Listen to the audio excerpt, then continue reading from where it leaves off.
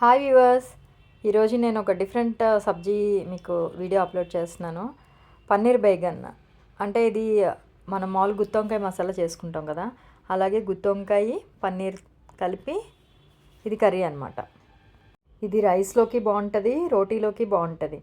దీనికి నేను మసాలా ఏమేమి వేస్తున్నానో చూపిస్తున్నాను. ఇక్కడ నేను డ్రై మసాలా ఏమేమి వేస్తున్నాను చూపిస్తున్నా. కాజు తీసుకున్నా, నువ్వులు తీసుకున్నా, ధనియాల పొడి, జీలకర్ర పొడి, గరం మసాలా, పసుపు, కారం, ఉప్పు.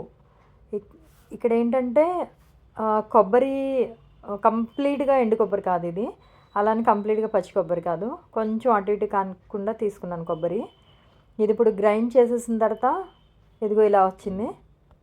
ఇప్పుడు ఇందులో ఇంకా ఏం మసాలా అంటే ఆనియన్ అండ్ అల్లం చిల్లిపాయ పేస్ట్, పుదీనా, కొత్తిమీర కలిపి తీసుకుంటున్నాను అనమాట. ఇదే మసాలాలో ఇవన్నీ వేసేసి మళ్ళీ ఒకసారి గ్రైండ్ చేస్తున్నా. నాకు మసాలా అయితే రెడీ అయిపోయింది. ఇప్పుడు వంకాయలు ఎలా వేసినానో చూపిస్తున్నా. ఇప్పుడు నేను బౌల్ పెట్టుకుని 4 స్పూన్స్ ఆయిల్ వేస్తున్నా. నేను వంకాయలు శుభ్రంగా కడిగి కోసి పెట్టుకున్నాను పక్కన. అంటే కొంతమంది గుత్తి వంకాయలు కాయ పరంగా అలా పెట్టేస్తారు కదా, నేను కానీ ఆ ముచ్చికలు అవి తీసేసాను. ముందు వెనక కొంచెం కట్ చేసుకొని మధ్యలో ఒక 4 ముక్కల్లా స్ప్లిట్ చేసుకొని పుచ్చులు ఉన్నాయో లేదో చూసుకున్నాను. అన్నీ బాగున్న కాయలు తీసుకొని ఇప్పుడు ఈ ఆయిల్లో వేపుతున్నా. ఈ కర్రీ ఎప్పుడు కూడా బాగా లో ఫ్లేమ్లో పెట్టి చేసుకోవాలండి. సో ఇలా కంటిన్యూస్గా తిప్పుతూ ఉన్నా. ఎప్పుడు కూడా వంకాయ ఊరికే మగ్గిపోతుంది కదా, సో మామూలు గుంట గరిటెలు అట్లా పెడితే ఏంటంటే చితికిపోయినట్టు అయిపోద్ది. సో నేను అందుకే ఇలాంటి గరిటతోని తిప్పుతున్నాను. ఆల్మోస్ట్ వంకాయ మగ్గి ఎగిపోయింది. ఇప్పుడు దీనిలో ఏదైతే గ్రైండ్ చేసి ఉంచుకున్నాను మసాలా అది వేస్తున్నా. అది వేసేసి ఆ పచ్చిదనం పోయే వరకు అలాగే కంటిన్యూస్గా తిప్పుతున్నాను.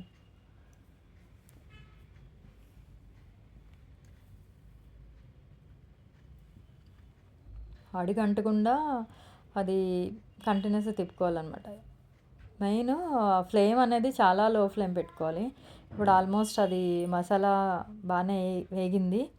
ఇప్పుడు ఏదైతే నేను వాటర్ తీసుకున్నానో మసాలాలో వాటర్ అవి వేసేస్తాను దీనిలో. ఇప్పుడు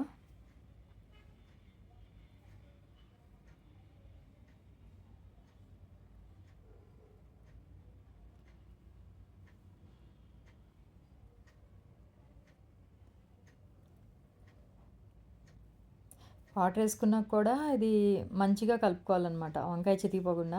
ఇప్పుడు పన్నీరు వేస్తున్నాను దీనిలో. ఆల్రెడీ కట్ చేసి పెట్టుకున్నాను నేను అది పన్నీరు, అందులో వేసేస్తున్నాను. వేసి కలుపుతున్నా.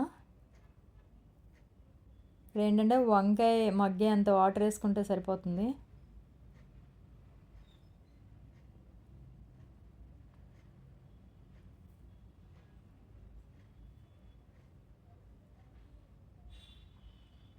ఇందులో నేను వేసినవి అన్నీ హెల్తీ ఐటమ్స్ వేసాను. ఇది కర్రీ అయితే మాత్రం చాలా టేస్ట్గా ఉంటుంది. అది ఫ్లేవర్ కూడా మంచి ఫ్లేవర్ వస్తుంది. ఫ్లేమ్ అయితే బాగా లో ఫ్లేమ్లో పెట్టే చేసుకోవాలి కర్రీ. మధ్య మధ్యలో మూత పెట్టి అది వంకాయ మగ్గనిచ్చుకోవాలి. మధ్యలో ఒకసారి మూత తీసి కలుపుతూ అది వంకాయ మగ్గే వరకు ఉంచాలి.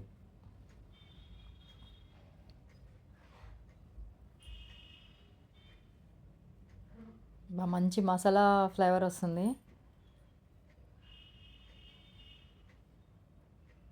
ఇప్పుడు ఏంటంటే ఇలా బాగా గ్రేవీగా ఇష్టపడే వాళ్ళు ఇలాగే ఆఫ్ చేసేస్తే అయిపోతుంది. బట్ నేను ఇంకొంచెం దగ్గరికి రానిస్తున్నా. ఇలా మధ్య మధ్యలో మూత పెట్టి తీసి కలుపుకుంటూ ఉండాలి. వంకాయ బాగా మగ్గిపోయింది.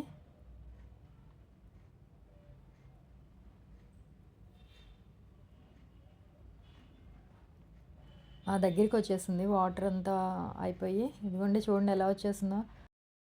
టేస్ట్ అయితే చాలా బాగుంది. ఇది రైస్లోకి చాలా బాగుంది, రోటీలోకి నాకు తెలిసి ఇంకా బాగుంటుంది. ఈరోజు ముద్దపప్పు, రసం అండ్ బైగాన్ పన్నీర్ కర్రీ కాంబినేషన్ అయితే సూపర్గా ఉంది. చపాతీలో కూడా ట్రై చేస్తాను. డెఫినెట్గా మీరు ట్రై చేయండి అండ్ కామెంట్ చేయండి. Thank you for watching my video and don't forget to subscribe my channel.